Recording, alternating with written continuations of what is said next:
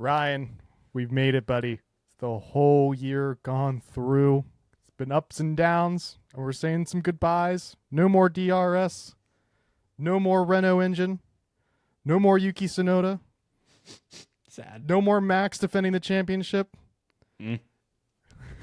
It's the Cooldown Rundown, baby. And there's only one way to start this podcast, and I know you know how to do it. Goddamn right, buddy. Let's do it.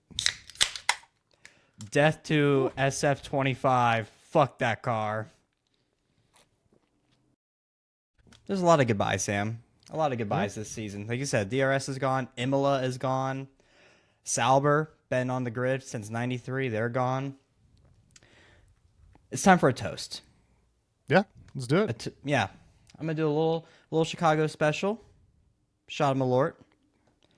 And, oh, God, I just spilled it everywhere. Chat's going to love that. A toast to a new era of F1 and to a new world champion, Lando Norris. You're here. You're here. Yep. It still tastes like shit. Oh, man. Is that what it feels like for Lando Norris to win this championship, Ryan? No, that's what it feels like. That the taste in my mouth is the taste I've had all season with Ferrari. Honestly. So it's kind of refreshing that this is the last time I'm going to have to taste this moment, at least for this season, for a few months. I'm sure I'm going to have plenty of disappointment going into 26, but you know. Just give it 3 months. Yeah. But I have 3 months to build the delusion up again. You know, there's so the cycle much I can continues. do. Yes. We're in the hype. We're in the hype part of the circle. They're going to drop some new photos of Lewis and Charles together, Aura farming again, and I'm going to be like, 8th World Drivers' Championship for Lewis. 1st Drivers' Championship for Charles. Let's go. And then we're back. Speaking of hype, this race, buddy, I think I liked the teaser trailer more of it than I actually liked the actual race. So much anticipation, so much storylines. What if? What happens? It's going to be crazy. 3 championships decided in Abu Dhabi. And I don't know. I think I have a lot of emotions in this, but I thought it was a very snoozer of a race just in general. It was, I borderline to say snoozer. It was definitely not the most entertaining. I will say that. Honestly, I think the most entertaining part was lap 1 and turn 1. I was a little worried there for all 3 drivers. I thought they were all just going to biff it in that moment. Yeah, I mean, I think when it comes to like strategy-wise, pit stops, that aspect, it was pretty decent. When it comes to wheel-to-wheel action, not a whole lot, especially when it came to the driver's contention. So, yeah, I'm with you there. It was a little bit of a letdown for what it was hyped up to be to end this season. But hey, at least we had something new happen in this race, Sam, and that was our 35th drivers' champion. And I wanted to ask you now, how does it feel that Lando Norris is now a driver's champion, and how does it feel that Max Verstappen is no longer the current driver's champion? I've had a lot of emotions, and thank God I've had a couple hours before we recorded this because I've been a little depressive throughout the day. The fact, let's answer your first question. How do I feel about Lando Norris winning this championship? It's well deserved. The car was phenomenal. Norris has been very, very good. I've had small complaints about Norris throughout the season. I've had big complaints about McLaren, small complaints about Norris himself. And if we're going to be honest, this goes into your second part of the question of Max no longer being in the championship, being a champion. If we're going to be honest, Max shouldn't have been anywhere near where he was. And that's what I'm really trying to take away from this, is that, yes, this could have been the comeback story of a generation and something amazing. And it's still amazing what he did. Yeah, it definitely is. It just didn't work out. And, Max won the race today. He did everything he could. It was out of his hands. And I've told you this ad nauseum now that he would need all these miracles for it to happen. And the miracle didn't come today. So I have to keep reminding myself that it's not because Max didn't do enough. It's just the McLarens were too far ahead, and it should have always been a McLaren championship, in my opinion. That is very true. Lando did a phenomenal job, and we talked about it earlier in this season, and the whole issue was with his mental state. And at some point, that dude found the dog in him and was able to lock in and complete the mission of what he achieved. I was talking to my buddy after the race. It's crazy to think that, just 18 months ago, Lando was winning his first race ever. And then you go back 2 years prior, McLaren was having a horrible race at Bahrain where Lando was literally pitted 5 different times, 5 or 6 times. Yeah. The turnaround that McLaren and Lando have had in such a short amount of time is truly a testament to them as drivers, that organization, everything. So hats off to them. They deserve it. But there are plenty of other thoughts too, like Oscar having a crazy choke job after leading the Drivers' Championship for most of the season and then couldn't pull it together at this back half. I think some of it was definitely team-oriented too, but he also has to be accountable for himself for not taking action when he should have. Yeah, big time. And you said it, dude. This is a project that Lando has been working with McLaren for 5-6 years now. They signed him on early. They gave him a huge, long contract. Zach Brown has been in his corner this entire time. They've been through thick and thin together. It's come together through fruition. They got the Constructors' Championship last year. McLaren did. McLaren got it done this year. McLaren almost botched it. Not Norris. Piastri did botch it. So like it is. It's a hats off. It's you have to have a good car and you have to make the most of your situation. And this year was Norris's year and McLaren's year. And so yes, it's a very valid championship. I think what feels a little off, I guess. This is coming from a Max Verstappen fan, so you got to take this with a huge grain of salt. Yeah, but a little bit too, with just the generalness of what I've seen on like the internet and the fan experience is that like we've seen a lot of this greatness come from Max challenging them and give them a little bit of competition.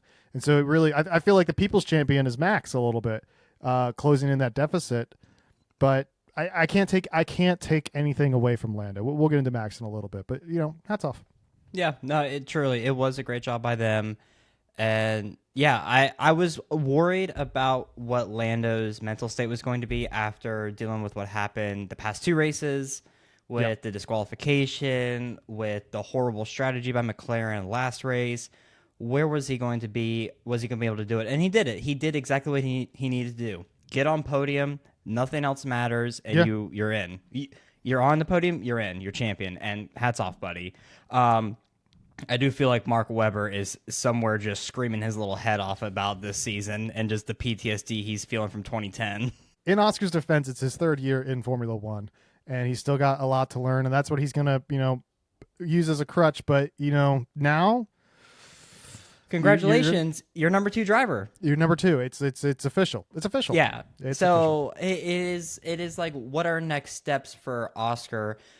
Because you and I both know Zach is going to favor, entire McLaren team is going to favor Lando. Rightfully Obviously, so now. He's champion. He deserves it.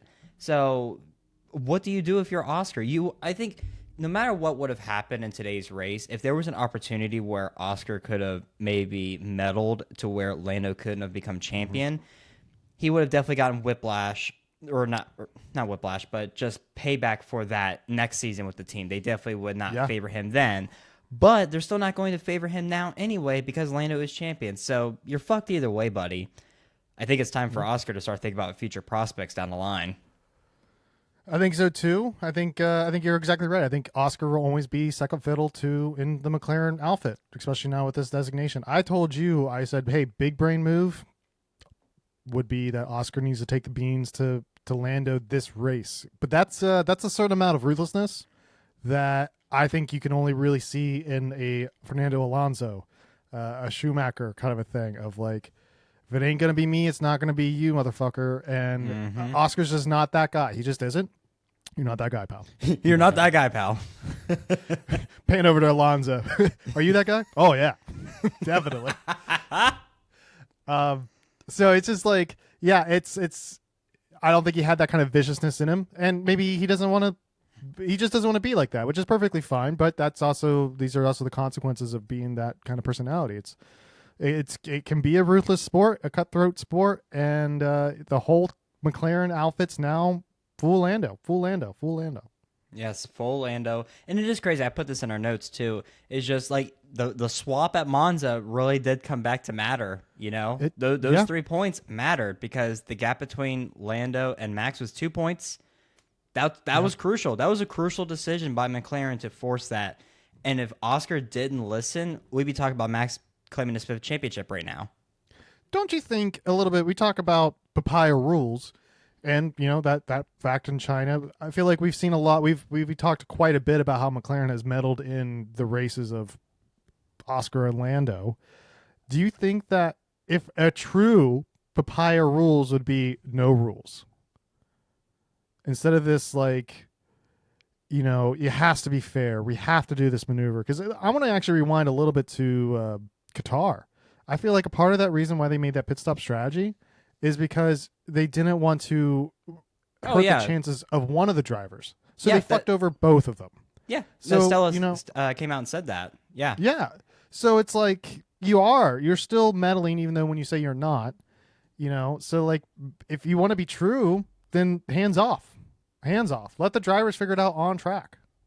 Yeah. And like, now, here's a part where it's tough to criticize now, Sam, because they got both championships. I mean, we might not like it. True. The F1 community might not like it, but at the end of the day, they're the ones that won constructors and drivers championship. Now, it might not be what the fans wanted, but hey, they got the job done the way they tended to do it, and the rules worked for them in the way they wanted to. So.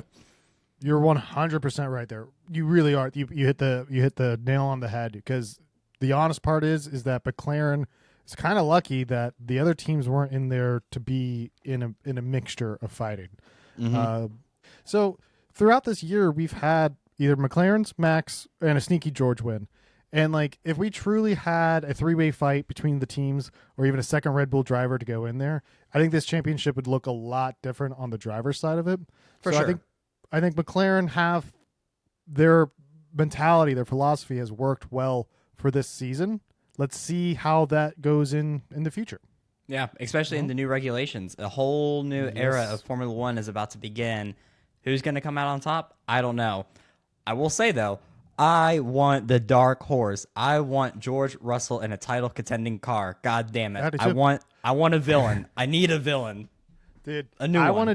A new one, dude. Yeah, I wanted George Russell in a title contending car this race. I was really counting on him to get it mixed in there with Lando and slow him down. I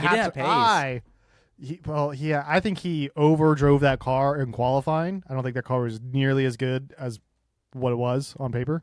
And then I texted you. I was like, I know I'm fucked when I have to put my hopes in a Ferrari. Yeah, when I had to rely on Charles Leclerc to catch up to Norris, I was like, if I'm putting my hopes on Ferrari, I just need to pack it up and go home. Yeah, buddy. Start drinking your sorrows away, because it's over. It's Jover at that point, man. But speaking of like other aspects, looking throughout the season, Sam, and we touched about this a little bit last week, but I want to disagree with you a little bit on what you said. Okay. When it comes to, wrong. I know you're disagreeing with me. It's wrong. I'm sorry. Typical Max fan. Yeah. But it is about Max. And Max lost his championship by 2 points. There's multiple different races where things could have swung different ways that were out of his control. And I totally get that. But the one thing that was in his control, Sam, was his temper tantrum with George in Spain. So I want to ask you the question I asked you earlier in this pod. How do you feel knowing Lando is driver's champion, part and due because Max can't control his anger on track? I will say it's definitely a factor for the season. And I will say I was listening to some of the post-race interviews coming up here, Ryan. And one thing that Max said in his interview was, you learn something new every season. And one thing I learned in this season is that you're always kind of in it, that you never know what's going to happen. And every race counts. And I think he was referencing Spain. I really do. I would assume so, because how could you not at that point? Yes. But knowing that Norris is still the championship by 2 points over Max, I will say I think, again, this goes back to what ifs and hows and buts. Yeah, absolutely. Like Kimi blowing through him in Austria, like that was a huge one too. Sure. I recognize that. More so McLaren screwing up, because Norris should have had this championship wrapped up last race in Qatar if it wasn't for the Vegas DSQ. Like that was actually a very minimal thing to happen for such a huge point swing. So like it's a very valid point that Max's anger got over him and it did cost him huge in this last end of the championship. Now, how many points did he lose out again in Spain? So for that decision, what happened? It was going to be, if he finished that race in fourth and he was battling George for fourth, he would have gotten, I think, 12 points. He ended up getting, because of the penalty, which is crazy, he only got a penalty from that in my mind. Yeah. But anyway, he finished 10th, so he got 1 point. It was 11 points he lost out on. So if that moment didn't happen where he decided to torpedo bomb George, he would have had an extra 11 points in the pocket and would have had he would have been driver's champion today. And I know we are only looking at one instance of what ifs for the season, but this is the one instant where he had control and took it a completely different way than he shouldn't have. That is 100% right. I can't argue with it, because if we were to change one thing that was in Max's control, that's one thing he could have done. And if the rest of the season played out exactly the same way, he could have been champ. And so that's something he needs to learn from. And I think he at least acknowledged it. Will he learn from it? Will he keep it in check? We'll have to see. I hope so. We'll see. We'll see. We'll have to see if how competitive Red Bull is. Also, because rip to Honda. Honda's gone. We got Ford next year for them. That's going to be interesting. And it's going to be how competitive they are and how competitive Mercedes is. Because if we get a title battle with George and Max, I swear to God, those two are going to kill each other on track. Yes. They will fist fight outside the cars in the cool-down room, and I am here for that. What are you talking about? George fighting Max? It's going to be Kimi. Obviously, he's the golden boy at Mercedes. He'll be in there. Well, Kimi's going to be a double agent, probably helping out Max at this point because of how much he loves Max. No, Kimi's on my shit list. He runs into him in Austria. He can't hold the ball. He can't hold up Lando in Qatar. He ran into Yuki in practice here at Abu Dhabi, like he in the pit lane, and people were joking. They're like, "No, wrong Red Bull, wrong Red Bull." Do it again, just the other one. The one that has number 1 on there. Yeah. Speaking of Yuki, rip, but he had some. Bye, Yuki. Yeah, goodbye, Yuki. I am very sad about it. I disagree with the decision, but I will save that for another time. Yeah. I do want to ask you, though, there was a lot of commotion going on about Red Bull going over the radio and telling Yuki about the people behind him, the gap to Charles with Lando, and then the move Lando made on Yuki and Yuki pushing him off track. What do you think about all that? One, Yuki didn't push him off track. Two, okay. Let's rewind it back. I think if you're going down the road of like, is it right or is it sportsmanlike for Yuki to hold up Lando? Yes. It's a team sport in a sense. I know this is the Drivers' Championship, but if this is the Drivers' Championship and the McLarens were ready to throw Piastri, the McLarens were prepared to tell Piastri to move out of the way if it came down to it for the championship. Yep. So to me, I agree. telling your number 2 driver to slow down, your other competitor, that's in your purview to do. It's in your purview. So like I have no qualms with that. I know Martin Brundle did. Brundle was shitting a brick on it. Well, he was. That's the part where I'm really confused about, because on one hand he's shitting on that and saying that's unsportsmanlike, but then he'll rant and rave about how good the team orders are from McLaren and what they're doing. And I know what you're going to say, Sam. I know exactly what you're going to say. I'm not going to say it. British You go ahead. bias. It's British bias. Or at least it's Martin Brundle British bias. It is, especially in regards to Lando being a champion. Like, I see that. But the point that I'm wanting to make, too, is these orders came down to, let's not forget, 4 years ago with Sergio against Lewis. And that was some of the best racing on track that race. And everyone was applauding that. I even think Crofty and Brundle were. Like, it was good racing. And sure, Yuki might have been a little egregious pushing him off track like that. But, like, I don't fault him. I don't fault him or the team for giving the orders because, like you said, it's also a team sport. Like, same. And then in the context with Perez, it's like, Perez, maybe I judged you too harshly. I am. Because like Perez, he held up Lewis. He literally lost it in that first DRS section, and then Perez got him in the second one and held him up for another lap. and you could argue that it helped because it helped Max win his championship there. And I think. Go ahead. No. I was going to say I'm actually very disappointed with Yuki's defense of Lando Norris. I think it was horrible. I think him weaving back and forth was the wrong decision to do. Ryan, you and I could have done a better job. And what you should have done, what Yuki should have done, take the inside and brake late. Yep. That's all you had to do. Make Lando go the outside on that chicane underneath the hotel, and then make push him, him to go out. Push him off Yep. track, but in the correct way. In the aggressive way. Claim your fucking corner. You take the inside. You go deep. Hopefully, I'm not saying to shove him. I'm not saying to wreck into him. I know the solution to the Red Bull second seat, Sam. Okay. I think we have now seen there are plenty of iterations that the best second driver has been Sergio. Yes. The entire world owes Sergio an apology. We all do. Yeah. I owe him an apology. And there is a systemic issue at Red Bull at pushing drivers up too quickly and not giving them enough time to develop. I would even argue, and I will do this in another episode, about the grievances I have with how they handled Yuki this year and all of that from offseason and onward. Them elevating Isaac is not going to be the solution either. What they need to do is they need to find another old head experienced driver that probably has a good shot at handling that car. And I submit to the court, that is Kevin Magnussen. Bring him onto the grid. Let's bring him back, baby. Well, here's the thing. They had him. It was Sergio Perez. They didn't listen to him. The funny thing is that Sergio Perez had a contract for this year. He was supposed to race for Red Bull. They broke him out of the contract early to put Liam Lawson into it. It is so funny. It Baffles me.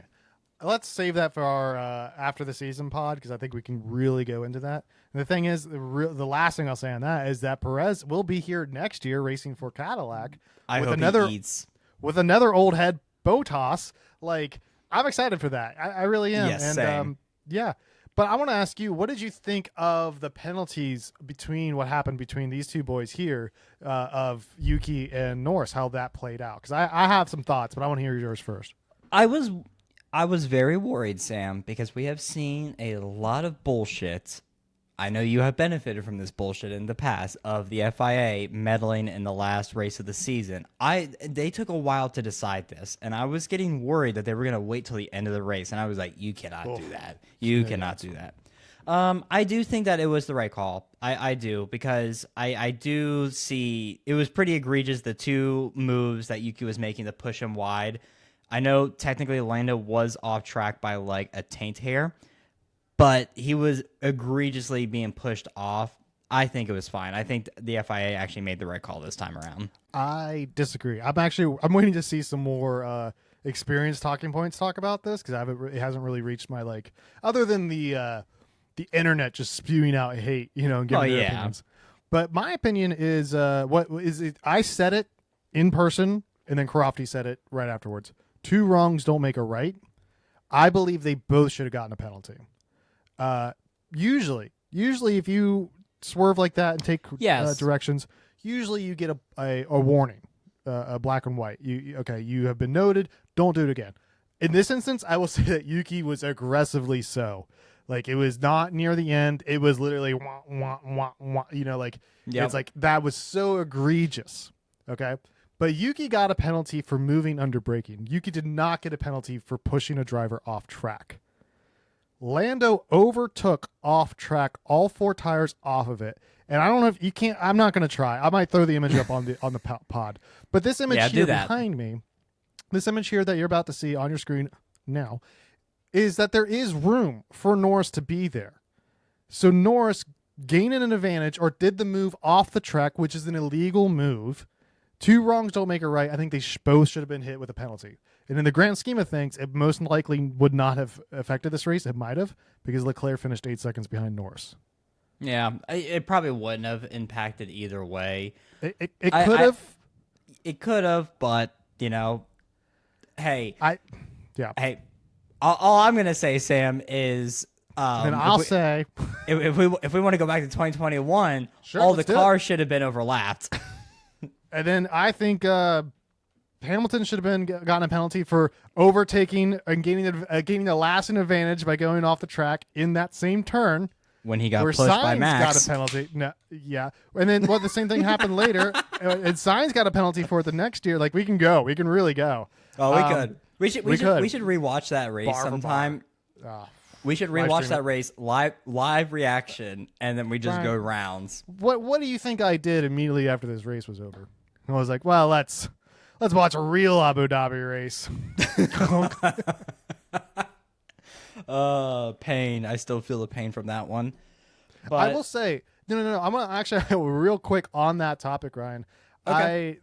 Because Max has lost this, and I feel like we've gotten this story of Max coming back from 105-point deficit and being 2 points off and winning the last two races. And I felt like we got this narrative of the best driver coming through and snatching it right there for his number 5 in a row, and it just didn't work out. And he killed it in qualifying. Max won the race clearly with one less pit stop. He had the alternative strategy compared to the top 5. And I'm like, oh, I felt defeated. I felt deflated. I felt let down a little bit because, like, Max, I'm pulling my heart out here too, Ryan. Come on, I can't wait to see. Okay, next year. Well, I'm giving it to you. But anyways, I cannot imagine what that must have felt like for Lewis in 21, or for the Lewis fans of 21, because that has to be that has to be a completely different feeling of being instead of being like. Let me finish my thought. Instead of being like, oh, instead of the better guy winning, it felt like he was there for Lewis. He was there, and then it got ripped away from him. So that was a completely different feeling. I'm a kind of a new sports fan in general, and I'm going through these emotions for the first time, and I don't like it. I don't like it. Well, too bad, buddy. Sports most of the time is heartbreak. You've been at the top.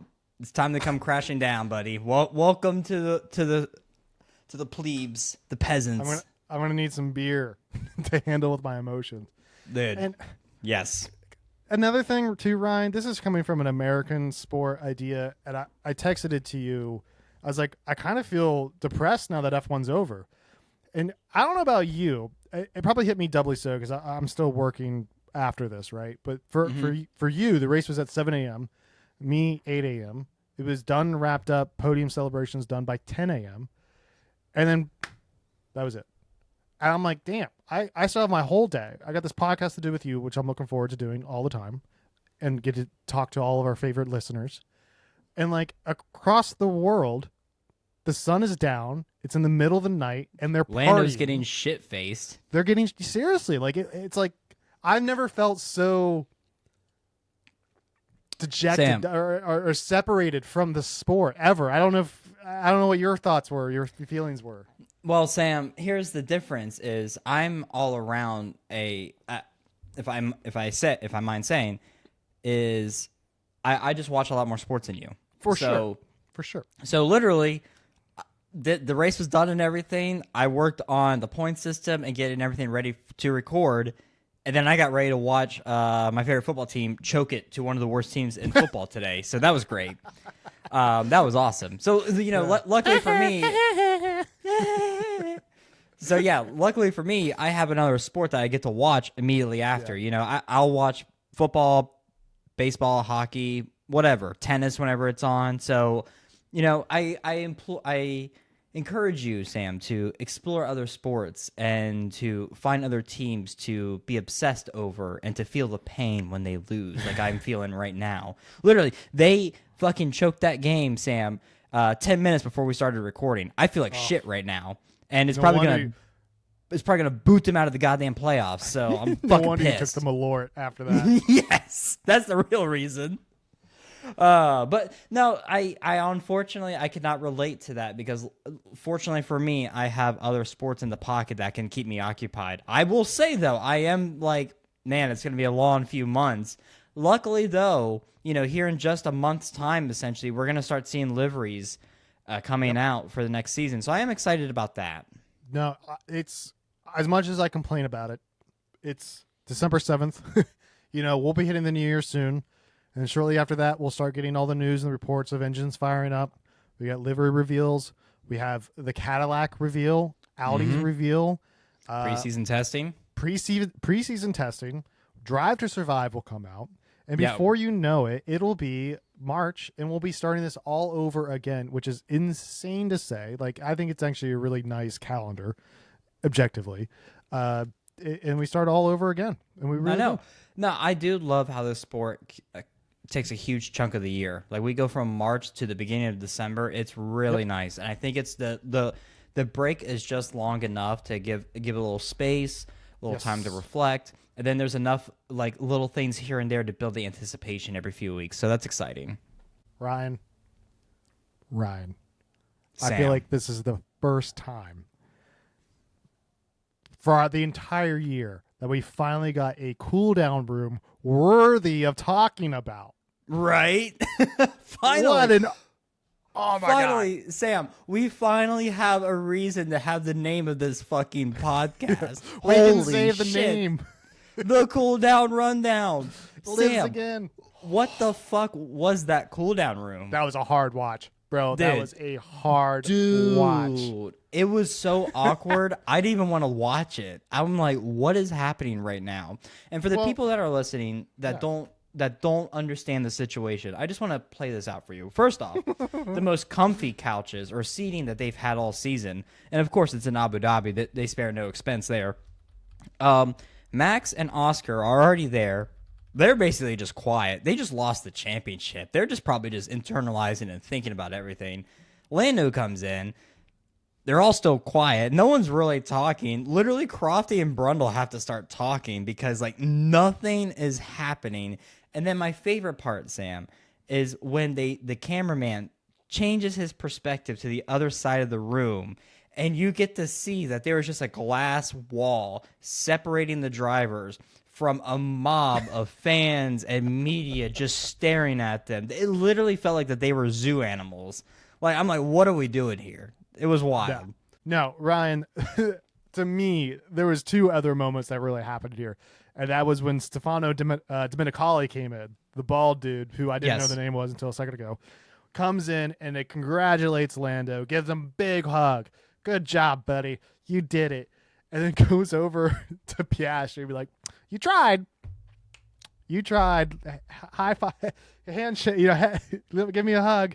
And he gives it back. She's like, well, welcome to the Has-Beens Club. You're the same as Fernando and Lewis now. Boom. I don't know. I don't know which one's worse, Ryan, because I don't know if you even saw this before. Oh, I saw this other part too. All right. They have the camera on Lando. You don't even see it, but a hand comes in and shakes Lando's head. It just ruffles his hair. So many people touched his head, dude. Why?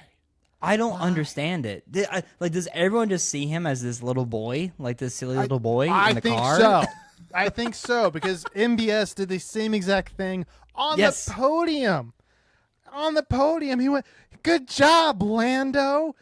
It's like a little dog. Golden retriever. Yes, yes. Good boy. Here's your treats. I'm watching three grown men, like literally decompress after a season of competition. Lando Norris is like coming down from all the endorphins. Max is over there trying to process what he did because he's like, I was 2 points off. Oscar being pissed for his own right, just being blasted by both of these guys, being third from both of these gentlemen when he was first for so long. Yeah, and so they're just there, like, just give me a second to just process. And you got people shaking, people ruffling up Lando, and then the Stefano coming in there wanted to be all huggy cheery, like Jesus Christ. And I think that having that window with all the spectators didn't help, because I think in the other one they're at least in a room. Yes. And they're like, okay, we're waiting. We have a second. But in there, it's just, oh man, it was a spectacle. Hard watch. It was a spectacle. It was zoo animals. Yes. And it was zoo animals. Is like. I also just want to point out, despite the nice setting, the better seats, the nicer TV, the glass wall separating them, they still can't figure out the fucking audio, Sam, and that still pisses me off to no It's the goddamn easiest thing to end. do. It's the Dude, easiest fucking I thing to do. don't understand it. Like I bitched about it all season. FIA, Formula One, listen to the Cooldown Rundown. Fix the fucking audio, please, for the love of God, man. Yeah, that was annoying. My last complaint I will say about how the celebration started. Why do we never get to see Lando getting handed the Drivers' Championship trophy? Like, I would have liked to have seen that on the podium with him. Like that's annoying to me. It's held at a conference at the end of the year. So It's a suit and tie event. It's a suit and tie event. That's where they get the championship trophy. Yeah. Boo. Yeah. And I always think it's kind of funny that when this happens to, and in any situation where a driver wins the race and then somebody else wins the championship, because they have to like celebrate that they won, because they're like, technically that's Max's podium, but it's like, yeah. And then even Max gets out of the car when he finishes across the pit lane. He gets out of the car and he does his like, and literally every camera is not looking at him. Every photographer is trained on Lando. Same thing happened in Las Vegas when George Russell won. Nobody cared. I was listening to the BBC's podcast, which also had British bias, on the way up to my Sam, to just do this say podcast. you hate the British. No, I hear you. I do. The Boston Tea Party runs cold in my veins, Ryan. A true I've never patriot. forgiven them. No, but honestly, one thing I will say on the British bias, they were like, "Oh, Lando Norris, he's only the 11th British Formula One driver. There's only 35 Formula One champions. Yeah, that's a huge percentage. The British have about a third of the champions, and they're like, well, Lando's he's only. I'm getting on a tangent. It's okay. I went on a 5-minute tangent about Ferrari last episode. You can go ahead, buddy. Pop right off. I don't even know where I was going at before this. It's just funny that we had to like watch these celebrations for something that we don't like. Max No one doesn't cares care about. that he won his 71st. I think Max would have been happier if his total win count stayed at 69 for longer, than to have 71 and lose the championship. I think it would have been like, that's pretty good. It would be hilarious if he does switch his car number to 69. I will say That'd be hilarious. I think he's going to take Danny Rick's number 3. that is surprising to me. Why would he take 3 and not go back to 33? Well, he's always wanted 3. And then when he came into F1, Daniel Rick had it. 3. So he did double, 33. Got it. And then, real quick on Danny Rick, because any moment to get on a little bit of Danny Rick hate, I'll jump on. This is now 2 times in a row that he's left a team, and then that team has gone and won a championship. Red Bull with Max, Oscar, Lando. I would like to interject Lando here, and McLaren. Sam. I would like to interject here, Sam. Please. He left Red Bull. Yes, he did not leave McLaren. He got booted from that seat. Oh, yeah. Let's That's true. not That's true. let's not change the narrative there a little bit there, buddy. I mean, it's a worse narrative if you think about it.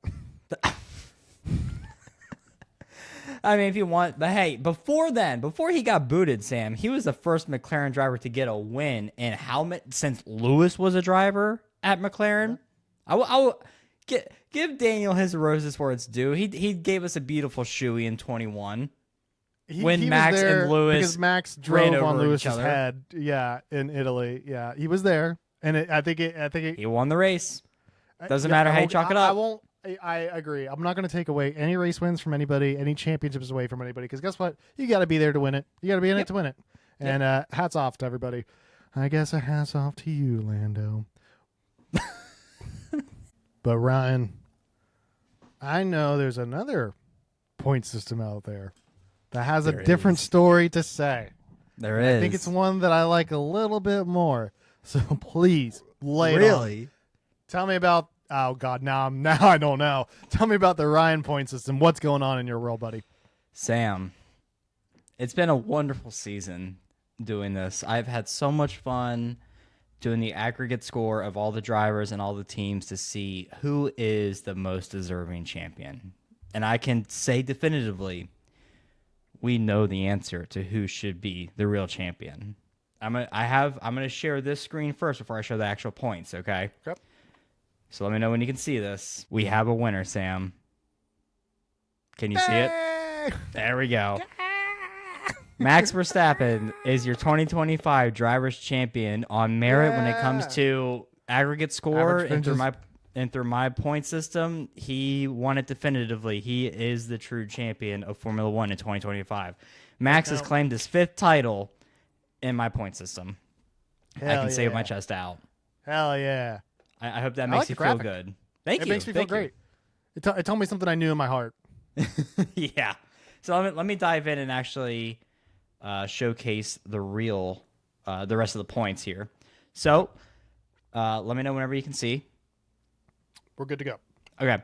We'll start with constructors. No one moved, which means Ferrari luckily secured P3 in the driver's standings. So to go through constructors real fast, McLaren finished the season 885 points, Mercedes with 722, Ferrari with 685 points. That's a 200-point difference between first and second place, Sam. That's how dominant that car was. Red Bull finished P4 with 669 points. Nice. Williams Williams finished P5 at 451, Haas at 6 with 430, Racing Bulls at 7 with 412. We thought that there might have been a chance for them to overtake Haas. They couldn't do it this race. Aston Martin finished P8 with 383. 9 was Kick at 349. And Alpine pulling up the rear as the worst team at 10th with 256. And then for the Drivers' Championship, Sam, we have, of course, Max. He finished the season with 449 points. Oscar finished P2 at 445. Lando moved up 1 position to P3 at 441. I have questions with you after this. Okay. George dropped to P4 at 438. 5 through 8 stayed the same. Charles at 5 with 361. Lewis at 6 with 324. Kimi at 7 at 285. Alex at 8 at 234. We technically had a tie with Oliver and Yuki at 9 and 10 with 220 points respectively. Oliver had a better finish this season, finishing 4th overall in a race. I believe that was Mexico. So he moved up to P9. Yuki, his best finish was P6, so he dropped down to P10. Okay. Carlos stayed at 11 at 217. Fernando moved up 1 position to P12 at 213. Esteban moved up 1 position to P13 at 209. Isaac had the worst weekend. P14 for him, finishing 204, dropped 2 positions. And then 15 through 20 stayed the same. Nico at 15 at 202. Liam at 16 at 184. Lance at 17 at 170. Pierre at 18 at 158. Gabriel at 19 at 147. And Franco pulling up the rear at 88 points even. Let's go, Franco. I know. He almost made 90, with a short season. If he had the full season, maybe he would have hit 100. Who knows? Now, Sam, now that we know the full aggregate score of the drivers, this encompasses all of the sprints, all of the races, all the twists and turns. I have 2 questions for you. Okay. My first question for you is, knowing this information now and where Lando has fallen in my point system, do you think that he is the deserving drivers' champion still? No, I mean, obviously it's Max. Max is the deserving champion. Now, I like yours. I like that it shows, on average, who had the better season. But I still agree that first place should mean more than second, and second should be more than 3, and the first 3 should be more than 4. Like I'm okay with the point swing, because I think there's something special that the biggest points gap in the entire, as is now in the F1 system, that the biggest points difference is between 1 and 2, and it's a 7-point difference. And everything below that gets smaller and smaller and smaller. So I like that it rewards the winner. I really do. I think that system gives a lot of flexibility in what can play out. Okay. I think so, because I think in your system, it's tricky. I think in your system, Max had this wrapped up a couple races ago, and the point swings would have been less would have been less, from a first to a second kind of a thing. That's kind of where I stand on it. I like yours. I do. And I think the perfect situation of this is a blend. And I think we should give points out to all the way down to 20th because these cars are finishing more often. Hell, it used to be in Abu Dhabi, cars would pull over to the edge to blow up. Like literally they ran out of steam and their engines blew up. Now I think everybody's car crossed the line today. I don't think anybody DNF'd. No DNFs. Or DNFs. No safety cars, no DNFs. Nothing. So they're more reliable than ever, and so therefore and this is the first time in a long time that the midfield teams are really up there. Like let's look at in yours, Haas is all the way up to 6th. Williams is in 5th. And in the real one, Williams is in 5th. Racing Bull's 6th. That's huge. So I think for sure, your point system has really highlighted that everybody deserves a piece of the pie to get on the board because there's no reason to not get that for the bottom 10 points. But I still think there should be a difference between the top 3 big time. Okay. You answered my second part of my question and what you thought about that. So thank you for that. And I am happy to review and we can make adjustments to make this more equitable and more entertaining going into next season. But this was really a really cool experiment to just see how this all could have played out. And I'm very happy that even though for most of the season it looked like Oscar was going to pull, we had a huge swing at the end. And technically Max was the better driver overall week after week, despite his temper tantrums, was still able to pull it off. So, yeah, hats off to Max, hats off to McLaren. Thank you for being a part of the Ryan point system this season. Last note on the Ryan's point system, if you don't mind me asking. I want to ask you a question on it. Yeah. Because kind of what you said, in the vein of what you've just said. Because Max has won 8 races, right? Yes. And Lando and Oscar both have only won 7. Yes. And it's been so close. But do you think that, on average, with the point system it is how it's set up now, that Lando is rewarded for being on the podium more to be in those top 3 positions, whereas Max had a higher ceiling than Lando and Oscar combined, but he had a much lower floor. So do you think that Lando is deserving of the championship because his floor was so much higher and his ceiling was just a little bit less? Like his so it's a great question. I have to look at it through both different point systems. If we're looking at it through the lens of the regular point system, one of the key reasons he is champion today is because of how many times he got second. It wasn't even podium. Yeah. Yes. Lando finished second time and time again this season, and that consistency. Oscar lost because he got 6th time and time. Yes. Yeah. And that consistency really helped Lando secure this championship, and that really proves on merit like how consistent he could have been to secure it, right? But that consistency didn't matter nearly as much in my point system where he finished 3rd. So I don't know, Sam. It just depends on how you want to look at it. If you're looking at it from a total aggregate score, Oscar, and I said this through most of the season, I thought Oscar was a better driver than Lando. And if you look at it from that aspect and my point system, it shows that. But because Oscar had higher peaks and valleys, where his values were much lower in the standard point system, it fucked him over. Yeah. So, I don't have a good answer to give you, unfortunately. I think it just depends on the lens you want to look at. It's very tricky. I do think it causes some debate depending on what you want to look at in a driver's champion. Do the wins matter more? Does the consistency matter more of being on podium more? What matters more to you when you're evaluating a driver is what we all should be asking ourselves. Let us know down in the comments. Yes, absolutely. Please let us know, and we will factor that into the Ryan's point system next season. Sam. Yes.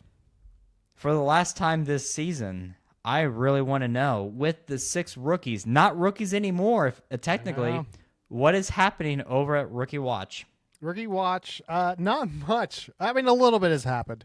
And I blame Abu Dhabi for not being the best track out there for just regular competition. I know a lot was happening kind of in this race. There's penalties given out galore today, besides one guy.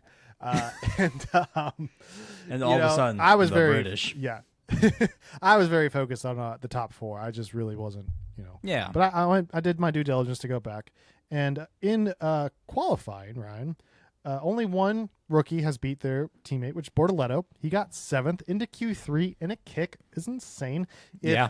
I'll use the words of Fernando Alonso. If he was British, we'd be talking about him a lot more. Fantastic drive for him in the qualifying. He did not beat Hulkenberg in the race. Hulk had a fantastic drive to go from 18th to 9th. I'm not entirely sure what happened there. He had a few fastest laps there for a minute.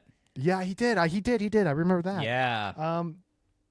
So, I think that just kind of goes right into our best rookie, which is Bortoleto. It's a kick. It's insane of what he's able to do with a nothing car that has nothing to prove. And he just kind of he hits out these fantastic drives sometimes.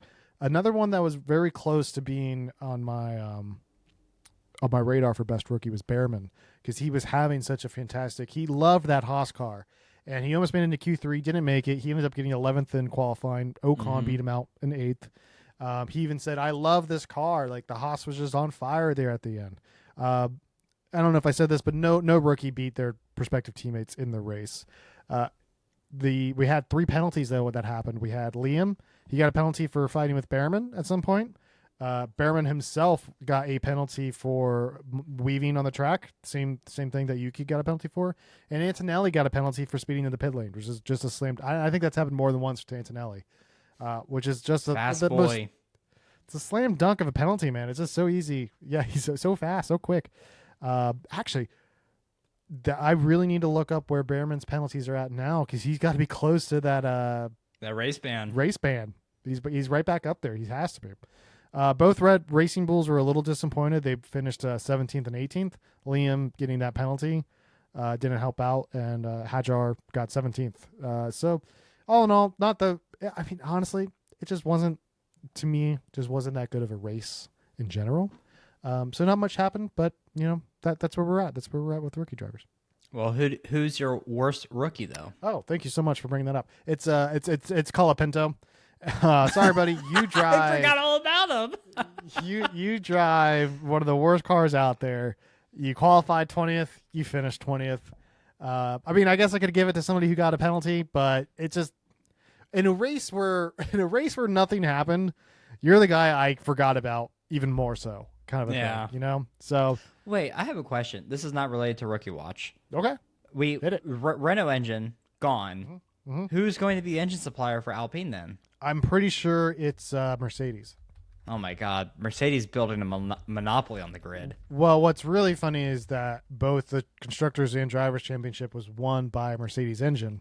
Yep. So a customer team won big time that's actually really cool. That means it is possible for these teams that buy their engines to do it. It shows that.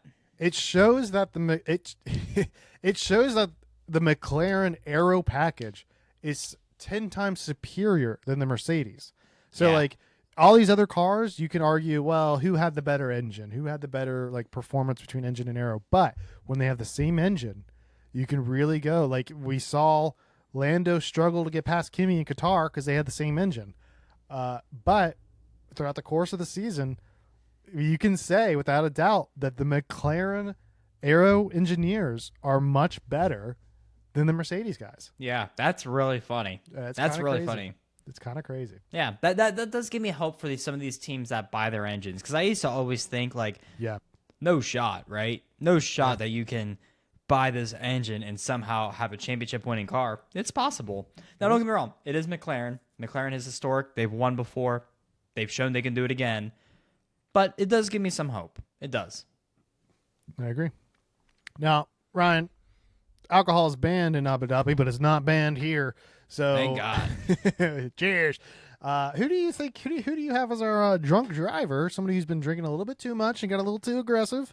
Who's our drunk driver at Abu Dhabi? Sam, the person who is no longer on the grid next season. It has to be Yuki Tsunoda. Yeah, doesn't it? The aggressive driving he pulled on Lando today That is like some shit I've seen from actual drunk drivers on the road on the highway, and I'm like, I'm scared to pass them because they might hit me. Yeah, and the so, gall for him to say, Yuki, you've been getting a penalty for erratic driving. What? What, bro? What? What, bro? That's like getting pulled over by the cops. Like, what are you talking about, officer? Yeah. That's a slam dunk for me. It's Yuki all the way. Yeah, I agree. It's just, yeah, I agree. We had plenty of penalties out there, but that one was pretty bad. Yeah. But we always have a drunk driver. As we all know, we always also have a designated driver, Sam. The person who is quick, but also safe, you could say. The person we look to in a moment of need when you're too shit-faced at the bar and you need to get home quickly. Sam, who's your designated driver of the day? Ryan, it's Lando Norris. Lando Norris did really. Yeah, I thought he did really decent. I was worried. You scared me there for a second. No, I'm actually really impressed of how he handled the midfield pack. Yeah, he had 2 double kills, with Kimi and I think it was either Hadjar or Liam. It was in a move that like he really needed to get done after his pits. And he needed to get by them, but he needed to do it in a clean manner, and he just sniped him, dude. And then also a little bit of level-headedness to him at the very end. I thought Piastri might have been playing some games. They said it was some graining on his tires. Piastri was losing time, and it looked like Lando might have been trying to catch up to him. And as like a Max fan, I was like, catch him, fight in a corner, something happened. But Lando, I think, even backed off a little bit because I think his engineer got over the line and said, hey, don't push it. Just bring it home. And that's the level of cool-headedness you want from your designated driver. So to me, it was Lando, which is, in my opinion, designated driver is a better award than the World Drivers' Championship. So congratulations, Lando. You won. How about you? I agree. I agree. I think, and this might be, I might be cheating a little bit here because I think I'm factoring a little bit of just the season in general, but like Lando just drove a great race. He locked in. He did what he had to do when he needed to the most. And that's what I was really worried about with him. Could he do it when it mattered the most? And he proved today he can. He proved that he can be a champion, and he proved to all the haters, the doubters, us, this podcast that that it can be done. He can do it. And that was really impressive. And I tip my hat off to him out of true respect for the man. Yeah, he's our driver. He's our designated driver and our driver's champion for the next year. Well, Ryan, we have one last one, and I think this was going to be really hard. We have a mad dad driver, pissed off experienced driver. Do you have any suggestions on who it could be? I have one. Hit me, please. It's not a driver, Sam, and I have no proof either. I have no proof either. Okay. It's a feeling. It's a feeling. I got to say it's Mark Webber. I feel like that man is seething, man. That man is seething and foaming at the mouth at what Oscar could have done this season and just shit the bed. That dude has to be so fucking pissed off. Also, we haven't even talked about this, Sam. The fact that McLaren kept Oscar out for so long before pitting him, and Lando got to pit again before Oscar went in once. If I was Mark, I would have been lighting that garage on fire. So I'm assuming here, but that's my pick. I feel like it has to be Mark. I will go with you with that, and I want to add on to your statement there because I actually do feel bad for Oscar. Because at the end of it, Oscar, the only thing he was worried about was, how do I win this race? Like, he just wanted to win the race, and they couldn't do that for him. And he didn't. I don't even think they tried. Honestly, it was a weird. I want to give my hats off to McLaren for doing the split strategy. What they did, giving Oscar the hard, Lando the mediums for the start. I think it was an orchestrated start. I think they kind of alluded to it that they've always planned for Oscar to get P2 right from the start. Like, I think that was a little bit orchestrated. Very smart. Because it kept Max on his toes. He couldn't do anything shenanigans-wise because there's 2 strategies happening. Super smart for them. But they just left him out there. Like, who goes on a 2-pit strategy? It was the entire time a 2-stop strategy, and they let Max catch and pass Oscar before they even bring him into the pits. Yeah. I do feel bad for Oscar because, like, Were there times where Oscar should have done things differently and he should have taken control? Yes. But McLaren made his life so fucking hard. Yeah. And they worked their asses off to help make Lando a driver's champion this season. Really did. They bent their backs backward for that. So yes. So I think it's Mark. I think you're right. Because I don't have any other mad dad. I do have a sad dad award to give to. The sad dad is Jean-Pierre GP.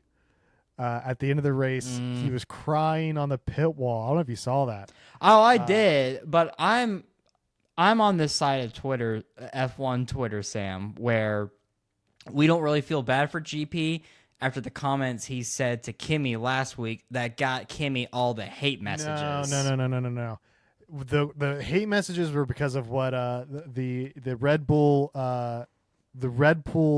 official racist old man yells at Cloud. I can't Helmut Marko. Which he still, that man needs to be kicked out of Formula One. I will not be happy until that man is gone from Formula One, Sam. I hate Helmut Marko. Yeah. Hate him. I will say GP's comment was weird, just in the sense of like, I mean, in his defense, they don't know what radio messages will go out publicly. But and he didn't see it. I understand that. But yeah. But to me, honestly, we're talking about Qatar here, but if I'm the race engineer to Max, I'm not even telling him that happened. Like, that's not a thing that comes up. You don't need to know that Lando passed Kimi for any reason into P. It didn't make sense. No, I agree. And like that, but I'm just saying a lot of the side of F1 Twitter I'm on, we do not feel sympathy for GP in this moment because I have seen that image all over and everyone's like, get fucked, buddy. No, I don't think so. What I took away from that at least is that GP put his heart and soul into it, and I think he took it harder than Max. And I think I like that his engineer, because I think there's only a few drivers that have a really personal connection with their engineer. For sure, I think for sure that for him to take it seriously, that's where I'm going with that. But I agree. I agree. Yeah, but Ryan, we did it, buddy. We've gone through 24 races, 6 sprints. We're in December. We started this in March. It's a wild road. It's crazy. I can't believe we chose a Lando championship to start this one with. Wait, Sam, we need to figure out right now, before we close this out, our standing bet. Who did we pick for third? I said George. You said Charles, right? I definitely didn't say Max. Yeah. I forget what the stakes were. I think it was a shot. No, I can go do it. If it's a shot, I'll go grab it. Well, hold on. Or we can do it next our next pod. Let's just check. Pause, everyone. All right, neither of us are right. Because Oscar finished third and George finished fourth and Charles finished fifth. So our bet is null anyway. Null and void. And I know we both got the drivers' championship prediction wrong at the beginning of the year. Way wrong. Way off. Actually, you were 2 away. Yeah, you were 2 points away from me getting fucked over yet again. Yeah. But Sam, as we close out this season of Formula One, I want to look towards the future in 2026. Yes. I want to know right now your hot take. Who is constructor and who is driver champion in 2026? Based off of vibes, who do you got? Off of vibes, it's going to be Max Verstappen, Drivers' Championship, and Mercedes Constructors. Okay. I think it's George, Drivers' Champion, and I think it is Aston Martin. Aston Martin? That's a good one.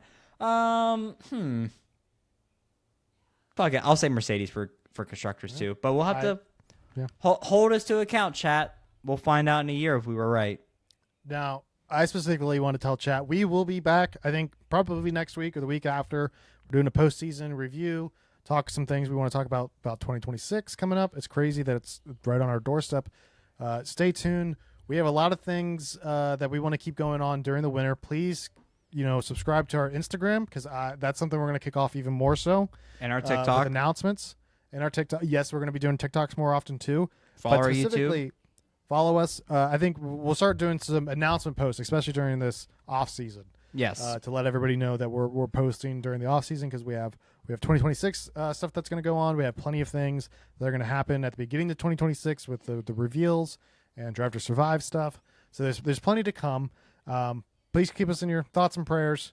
And I cannot wait to do this again. It's been a blast. So thanks for joining us, everybody. Till next time, buddy. Until next time, Ryan. Cheers. Cheers.